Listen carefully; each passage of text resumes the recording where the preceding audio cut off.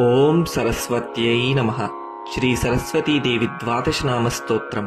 ఎవరైతే 3 సంధ్యలలో ఈ స్తోత్రాన్ని భక్తితో పారాయణ చేస్తారో వారి జిహ్వాగ్రమున అంటే నాలుక పైన ఆ తల్లి స్వయంగా నివసించి అపారమైన మేధాశక్తిని సర్వసిద్ధులను ప్రసాదిస్తుంది. అజ్ఞానమనే చీకటిని పారద్రోలి మన జీవితాల్లో జ్ఞానజ్యోతిని వెలిగించే ఈ 12 నామాలని పారాయణ చేద్దాం. సరస్వతీ త్వయం దృష్ట్వా వీణా పుస్తకధారిణీ హంసవాహన సమాయుక్త విద్యాదానకరీ మమ.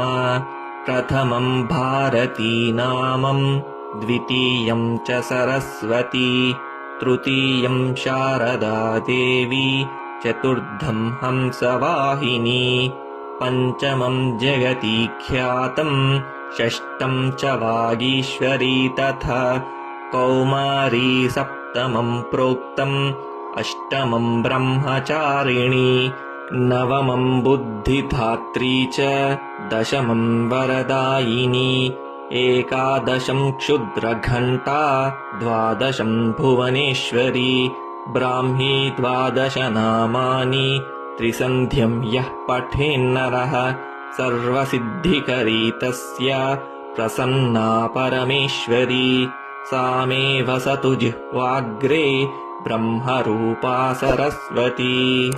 ఇతి శ్రీ సరస్వతీ 12 నామ స్తోత్రం సంపూర్ణం.